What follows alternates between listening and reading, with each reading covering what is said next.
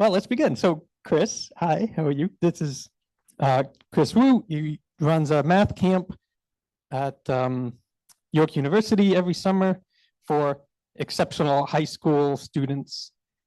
Can you tell us about this camp? Sure. So I used to teach with the Toronto District School Board for about 21 years. And in the midst of a lot of negative things happening with, and I taught in inner city Toronto, specifically Jane and Finch. And in the midst of a lot of negativity happening in that environment, in that area, I felt there was a lot of positive things going on.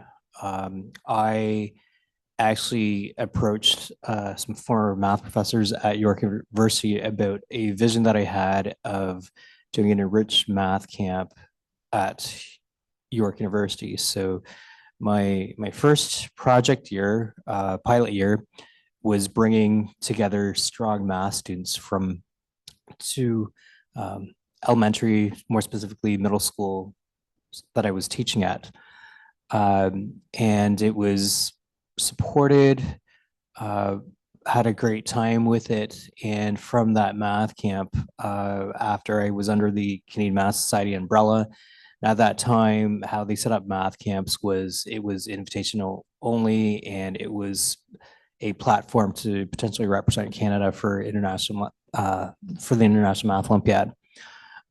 So my pilot year was with strong students from inner city schools that I taught at. Then after my first year, I didn't feel that it was moving towards the level that I want to move at. Then I invited some other strong math students, and then now it's grown to. I've had invites to over 89 schools now, and I've had students come from as far west as St. Catharines this year, as far north as Midhurst, as far east as Whitby. One time during lunchtime, I was asking a student, where does he live? And he was telling me that he lives in China. And I said, no, seriously, like, where do you live? Like, you don't take the plane back and forth to China all day. And I realized that I invited a boarding school student who actually was living in China. So he was living in a hotel by himself for the week of my math camp. And then after he flew back. So yeah, it's enriched math camp.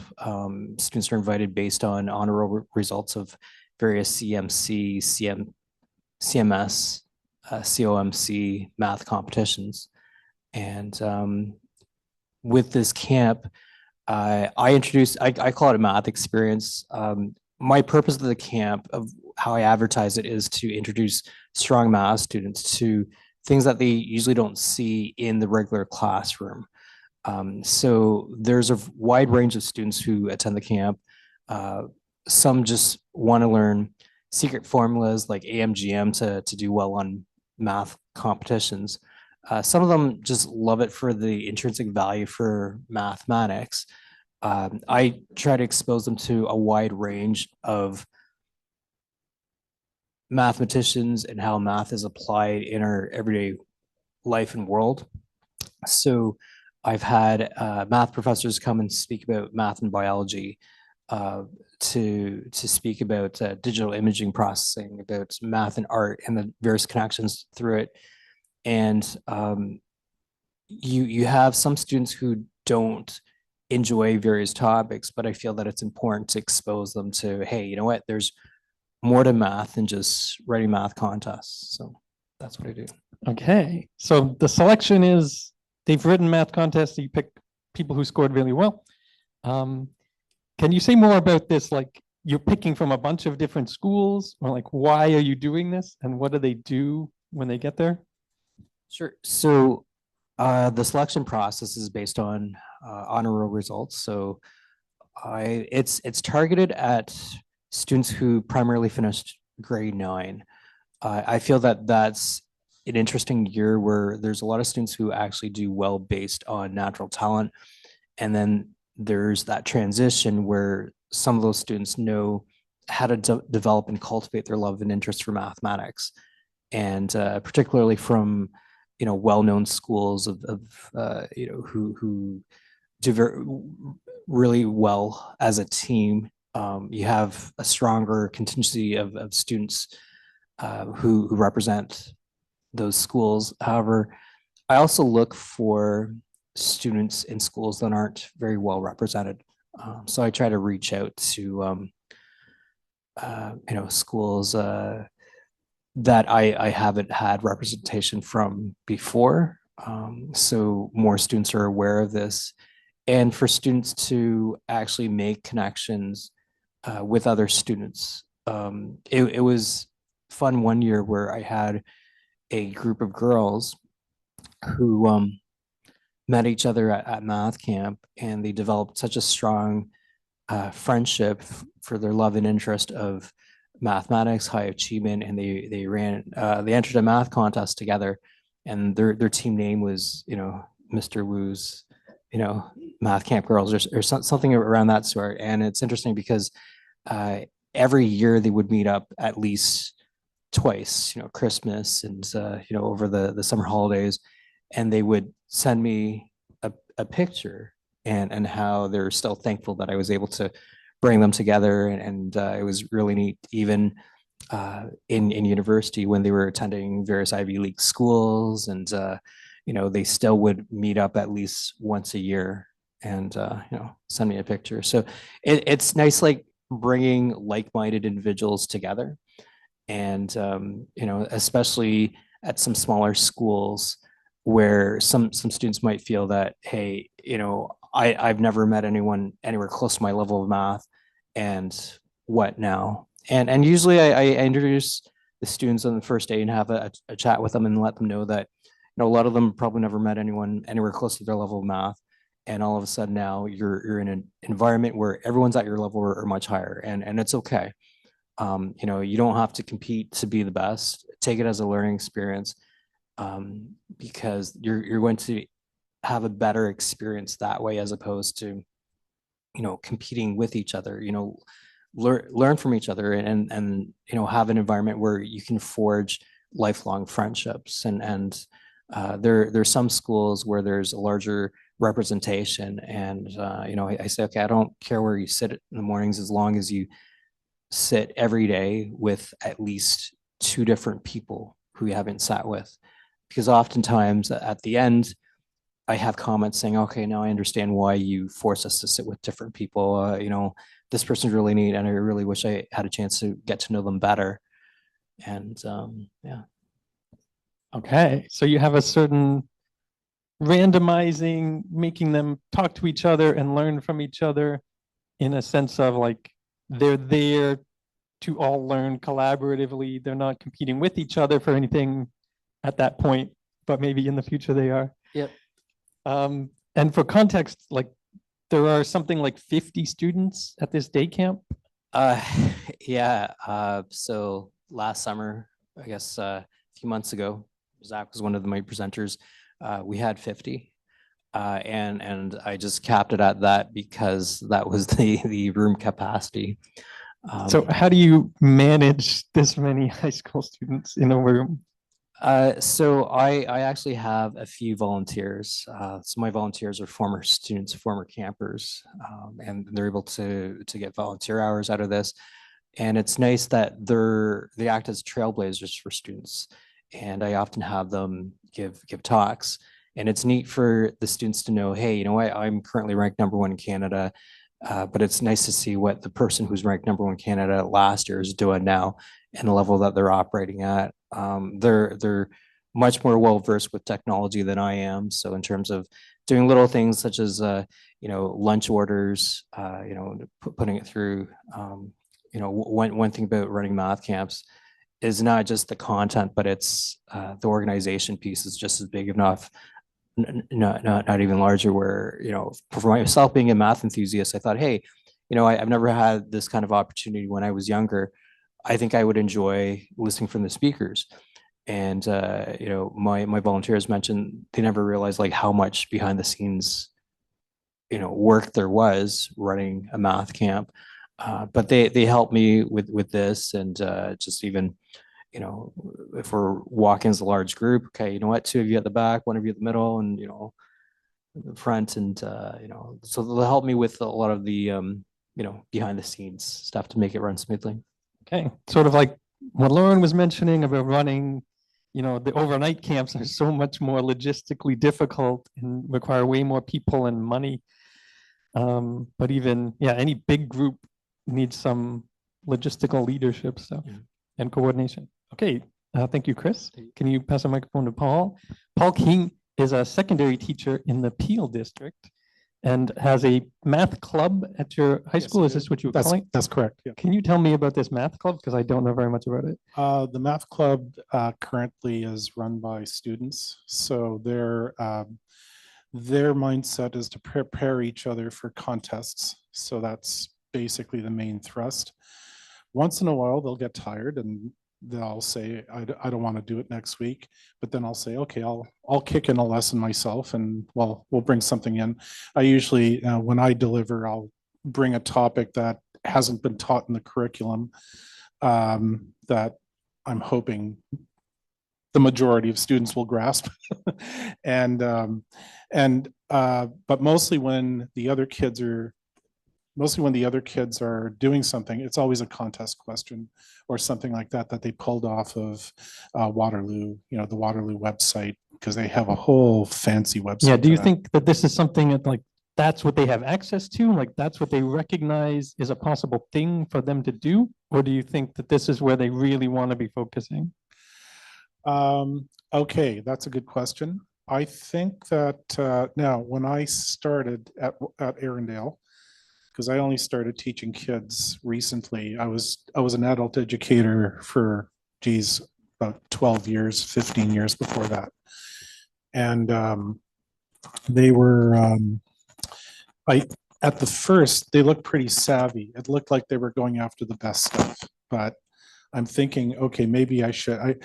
Since in recent years, I'm noticing it's kind of always the same sources. So maybe I should probably, that's telling me maybe I should start looking at other sources, other sites.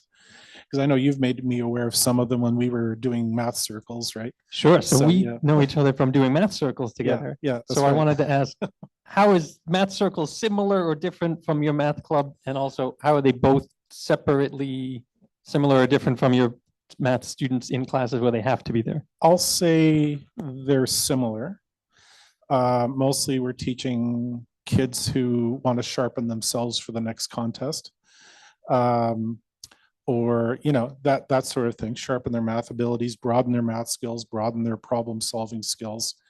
And that's kind of the vibe I get from math circles. In fact, even more so from math circles, you got really sharp students there. And to those of you who probably don't know me from that world, I was mostly in the junior group. I don't know what group, when we were both involved during COVID, we were online, right? And I guess it was just a mixture of everyone. Pretty much both junior and senior. Yeah.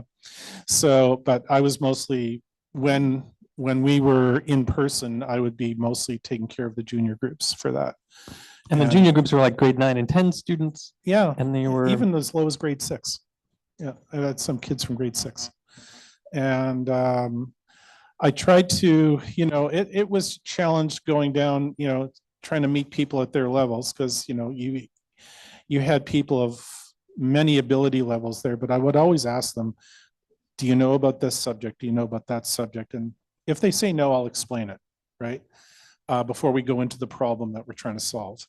That sort of things. I try not to clobber them too much with stuff they don't know, right? Because that's not what I'm here for. I'm not here to scare people, right? I'm trying to do, I'm trying to bring it to them, make it accessible, because even people who are seen as very strong in math also need that feeling too, before they feel the confidence to tackle a problem, right? So, that's kind of what I've experienced. Okay, interesting. This is reminding me of a thing Lauren brought up that I asked her about, of like, how are we developing like confidence, or how do you get students to a stage where they can say, I don't know how to do this, but I'll try. Sometimes it's as simple as before you start the session, tackle the problem yourself just to see what trouble you get into. If you do get into trouble, right? And then you can approach the subject with them with a little more humility. You're not talking from on high with them. You can approach the kids more at their level, right? That puts you in a different mindset when you do that. At least for me, it does. Okay, I agree. Yeah. Okay, I had a question a little about your teaching, but maybe how much time do I think I have? Maybe we'll just come back around and I'll ask each of you another question when we come back. Julia Liu is a high school teacher at the TDSB at a school, Danforth Tech, that has a specific math and science focus program. And you are part of this program. You run there a math clinic. Can you tell us about math clinic? Yeah, so at my school, we have a STEM program, a specialized program for students who are interested in math and science. It's quite a big school, so we have a lot of diverse programming. We have a learning disability program, an LD program. We also have an ASD program, so for students with autism. So there are a lot of special education needs at our school, and so we run a math clinic for students in the regular program, but also to help the students in the special education programs, and our students in the STEM program are our volunteers for the math clinic. So we run 8 sessions right now this semester, and every session has 6 volunteers. These are grade 11, 12 students who are in the specialized program, or they're just strong in math and they're in their senior years. They come and they support the younger students in grade 9 and 10 with math. Okay, interesting. What's your role in this? My role in this is so I'm the department head for the junior grades in math, and me and my co-department head, who she runs the senior side. So we coordinate the sessions and all the teachers who supervise them and all of the volunteers, and we also help gather students to come if they're not coming out. So we do a lot of like the announcements, the posters, going to classes, talking to the students, working with our fellow teachers to identify students and encourage them to come out and get some help. Okay, excellent. Because I want to know what's the draw? Like, why are the students showing up? For the seniors, they get some volunteer credit or something. For the juniors, I guess they get more help with math that they're struggling with. But Yeah. how do you convince them to come? What do you do? I think the biggest thing is when kids are struggling and you only have one teacher in the room and maybe someone at home, or there's no one at home to help you, you don't have the resources to get a tutor to be in like Kumon or something. You can come at lunch, you can come after school. And so they want to feel success, they want to get help. And so I think that is usually what drives them to come. And the senior students? Well, yes, they do get the hours, which is really nice, and it looks good on their university applications, but they're very passionate about math. They're in the STEM program and they want the other kids and they want other people to also like math, and they want to help these kids, which is really nice. Interesting. I wonder if there's something in the realm of like, they get better at communicating that they can then say, hey, I have good communication skills because I've worked in this thing. Tell them to put this on their Yeah, I think that's university, whatever. something we work on with the tutors. So a lot of them, because they're in the program for being quite like excellent at their subjects, they don't always communicate the best when they're supporting. And so that's something they're also working on, being patient with the students. We ran little sessions on how to be a good tutor, some tips and tricks for the newer tutors who come in. And so they definitely improve over time. Like I watched a few last year. At the start, they didn't really know to go approach the students coming into our clinics. We'd have to be like, oh, you can like walk up to them, ask them, do you need help with something? And by the end of it, they built a lot of relationships. They had regular kids who'd come and get help from them. Okay, interesting. So they have like interpersonal, I don't know, developments within the school. That sounds fun. I have a question about your math classes, like in the classroom, if there are differences between the classes that are math and STEM focused math classes and the classes that are general math classes? Yeah, there are definitely differences. And maybe in terms of like who enrolls, which students pick them, but also what different things do you do?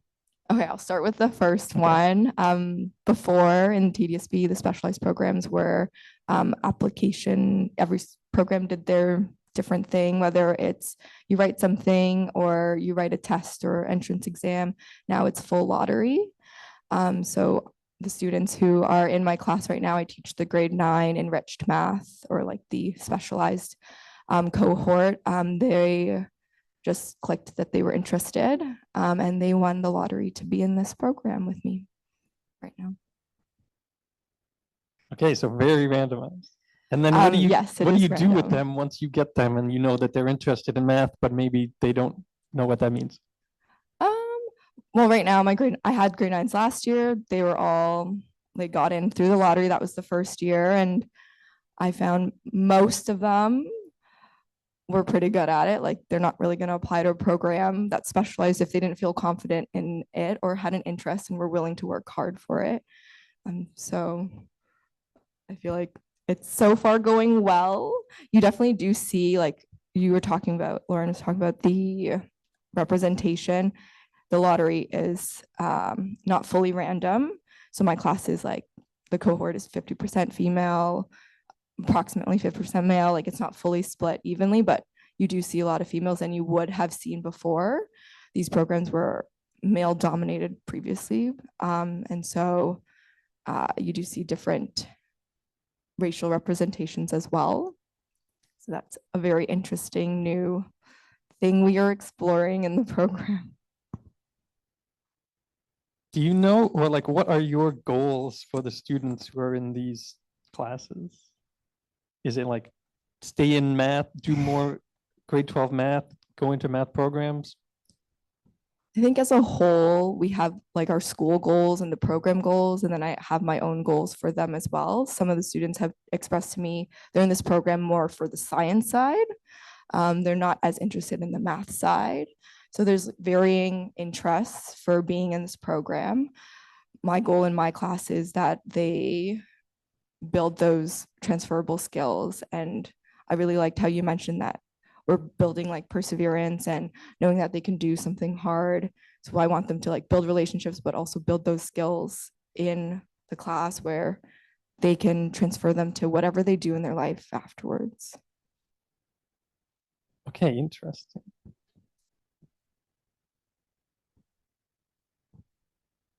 I have a question and it's not really formed yet because you all, or there's a lot about volunteers that you are getting certain student volunteers to do certain things or camp volunteers to come back after a year to demonstrate things for the new campers.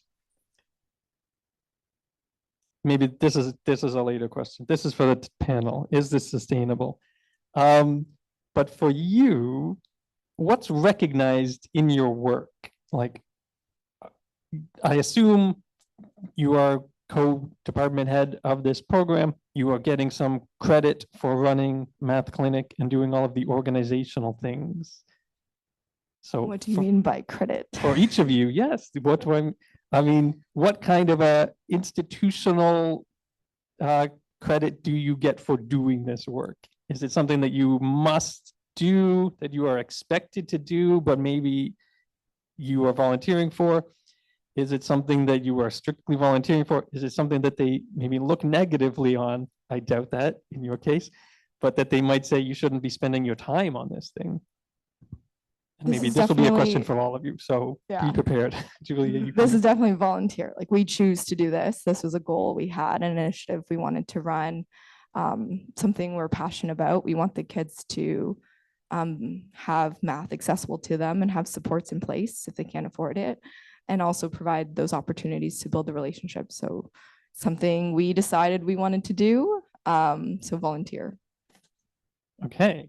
Can you pass to Paul? Paul, is your math club, and also I'm certain that Math Circles is volunteer, but math club, how is this recognized? I think they tolerate it. No, I mean, in other words, it's regarded positively, definitely in the math department. I imagine the admin have no problem. However, in adult ed, I was one of those freaky people that ran any sort of after school program at all, and mine was math club. And that was just tolerated. You could sense a bit of pushback. That was just tolerated. That's interesting. So why pushback, or what You do know you? what? I have no idea. Okay, It may be because it's generally, we were all paid by the hour. We weren't paid by salary back then, right? In adult ed. So maybe they're thinking, okay, you're working for free right now, like, and you're using our building. I don't know if that was the mindset. I have no idea. It was never explained to me. But nobody else ran a club of any description. So I was just one of these crazy people that did that, once a week, every whatever it was, maybe Tuesday, maybe Wednesday or whatever. But we'd only take up an hour. We wouldn't stay for too long. But still, I mean, we would do various questions. Sometimes I'd make up the questions. Sometimes I'd pull it from a Euclid contest or something like that. I've had, but nobody literally approached to me. Nobody poked me on the shoulder and said, we'd rather you not do that. Nobody ever said that right out. But it wasn't, let's just say it was just tolerated. nobody said, we're glad you're doing this. No, exactly right. Nobody said we're glad I didn't get that feedback. Yeah. Okay, interesting. Yeah. Chris, you're not working as a teacher. When you were you doing things like this? So actually, it's interesting. One school I was at, it was there are a lot of students interested in math club. So I had, I think, 150 students sign up, and I ran, I think, two math enriched clubs a week. I provided extra remedial support every day to students. Then I had one grade 7 student who wrote the Amy contest in grade 10, and he was ranked like top 50 in North America. And I would do a special program for him. But I said, okay, like if we have time and everyone else's way. Plus I was doing the fields. So a lot. How how did your administration feel about these things? it wasn't so much administration, but it was appreciation from the community of and the students. So I never do these things for recognition or but it's all, I guess, philanthropy, altruism, moral obligation to give back to the community and develop young savants and Or maybe you did say, you did have someone who said, thank you for doing this, or like, we're glad you're doing this, as opposed to sort of reluctance. Well, I mean, it was never reluctance when you're volunteering your time and stuff, but I mean, I think just the sheer joy and sheer satisfaction of knowing that you have a part of developing, cultivating the interest, enthusiasm, mathematics in someone, that was reward in itself for me. Okay. I did want to ask if anyone has other things that they want to share with the audience that you want them to know before they are writing some questions for you. But I think we have learned a bunch about what your background is, what you're doing, how you feel about these different things. Then we can pose some questions. So does anyone have anything else you want to say? Okay. Back in the 90s, I taught street youth. Well, actually, I delivered mathematics to street youth who were just coming off the streets, suffering from various addictions and so on. These are people that fall through the cracks. They're not wards of the CAS. They're too old for that, and they're too young to be on social assistance. So quite often they're sleeping on sewer grates, they're sleeping in dumpsters, things like that. Those would be the people we would take in and try to fix them up with any programs that do exist. And but our job mostly was through an organization called Beat the Street, and we were just basically a literacy group. So because I knew more math than everyone else, so I just said, okay, I'll be the one doing math. Other people were, trying to encourage people to read, but this is where you're trying to, it's definitely your biggest problem in that organization in dealing with street youth is breaking down barriers, because they come in, they see somebody who knows a lot of math, maybe you're well dressed, maybe whatever. They're intimidated. They're intimidated by everything, right? So you gotta sort of find a way to come down to their level. We were even encouraged, like our coordinator was even encouraging us, look, dress really casually, like jeans, t-shirt, sneakers, whatever. Just, don't. Paul's just describing what I'm wearing. Yeah, you'd fit in. Yeah, so yeah, you'd do a good job. But yeah, it was mostly, and you'd find, I guess personally, I was always on the lookout for someone whose skills went a little beyond, or curiosity went beyond, just balancing their checkbook, or finding the total, validating the total on their receipts and stuff like that. Like, this is the level we were sort of delivering at. Some of them didn't know any math. Some of them, and they were basically, and we were also told not to label them. They may have come in with all kinds of labels, all kinds of, labeled as mentally ill, learning disabled, whatever. We were told to ignore all that and just get at their level, find out what they want to know. Let them ask you, right?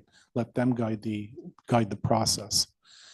And so, it was sort of very humbling. You had to be a very different person to, because a teacher is more of an authority figure. You're going from a different mindset, but in that setting, you're sort of trying to approach them in a way that they're not so afraid of you. And it's the other way around, right? So that you're trying to, and also you're trying to get them to come to you, not you going to them, right? So that was, that has had its own challenges for sure. Okay. Yeah. And this is now part of like the Parkdale Literacy family of programs. Where I was located, Beat the Street was run out of Frontier College. It's no longer called that. I forget. I told you in an email what it was called. I forget. I forget the name. It did change its name 2 years ago. But Beat the Street was run out of Shooter and Young Streets. That was where I was stationed, quite close to Massey Hall, actually, surprisingly close. And they would come in. The kids, I shouldn't call them that, but young men and women would come in and hang out. And that's kind of what it was, right? A hangout, but a hangout where they learn, kind of thing. And that was the kind of atmosphere we wanted. Okay, thank you. Yeah. Julie, anything to add? We're good. Okay, so let's break for lunch. We'll come back at 1 o'clock. We'll have an extra chair here for Lauren. Please write your questions in and upvote questions that you like. I'll pick the ones that also I like, that are the top ones, and ask probably 5 or 6 of them. All right, thanks.